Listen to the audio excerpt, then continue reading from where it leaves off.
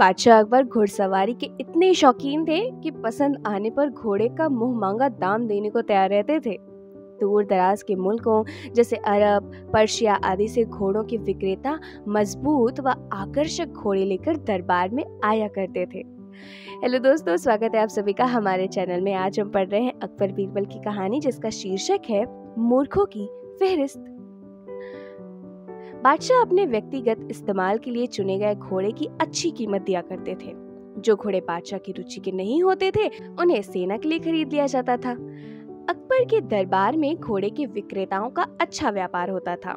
एक दिन घोड़ों का एक नया विक्रेता दरबार में आया।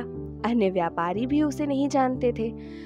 उसने 2 बेहद आकर्षक घोड़े बादशाह को बेचे और कहा कि वह ठीक ऐसे ही 100 घोड़े और लाकर दे सकता है, बशर्ते उसे आधी कीमत पेशगी दे दी जाए। बादशाह को चूंकि घोड़े बहुत पसंद आए थे, सो वैसे ही 100 और घोड़े लेने का तुरंत मन बना लिया। बादशाह ने अपने खजांची को बुलाकर व्यापारी को आधी रकम अदा करने को कहा। खजांची उस व्यापारी को लेकर खजाने की ओर चल दिया, लेकिन किसी को भी यह उचित नहीं लगा कि बादशाह ने एक अनजान व्यापारी को इतनी बड़ी रकम बतौर पेशगी दे दी। लेकिन विरोध जताने की हिम्मत किसी के पास न थी। सभी चाहते थे कि बीरबल यह मामला उठाएं। बीरबल भी इस सौदे से खुश न थे।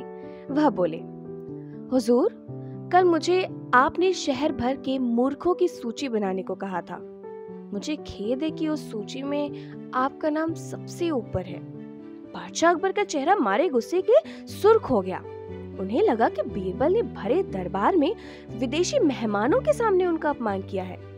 गुस्से से भरे बादशाह चिल्लाए, तुम्हारी हिम्मत कैसे हुई हमें मूर्ख बताने की? क्षमा करें बादशाह सलामत, बीरबल अपना सिर झुकाते हुए सम्मानित लहजे में बोले। आप चाहे तो मेरा सर कलम करवा दें, यदि आपके कहने पर तैयार की गई मूर्खों की फेहरिस्त में आपका नाम सबसे ऊपर रखना आपको गलत लगे। दरबार में ऐसा सन्नाटा छा गया कि सुई गिरे तो आवाज सुनाई दे जाए। अब बादशाह अकबर अपना सीधा हाथ उठाए, तर्जनी को बीरबल की ओर ताने आगे बढ़े। दरबार में मौजूद सभी लोगों की सांसें जैसे थम सी गई थी।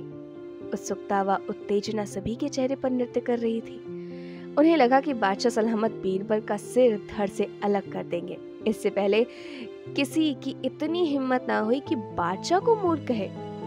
लेकिन बादशाह ने अपना हाथ बीरबल के कंधे पर रख दिया। वह कारण जानना चाहते थे।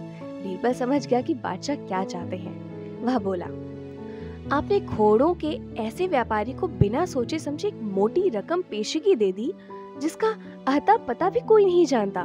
वह आपको धोखा भी दे सकता है, इसलिए मूर्खों की सूची में आपका नाम सबसे ऊपर है। हो सकता है कि अब वह व्यापारी वापस ही न लौटे। वह किसी अन्य देश में जाकर बस जाएगा और आपको ढूंढे नहीं मिलेगा। किसी से कोई भी सौदा करने के पूर्व उसके बारे में जानकारी तो होनी ही चाहिए। उस व्यापारी ने आपको मात्र 2 घोड़े बेचे और आप इतने मोहित हो गए कि मोटी रकम बिना उसको जान पहचान के दे दी। यही कारण है बस। तुरंत खजाने में जाओ और रकम की अदायगी रुकवाओ। अकबर ने तुरंत अपने एक सेवक को दौड़ाया। बीरबल बोला, अब आपका नाम उस सूची में नहीं रहेगा।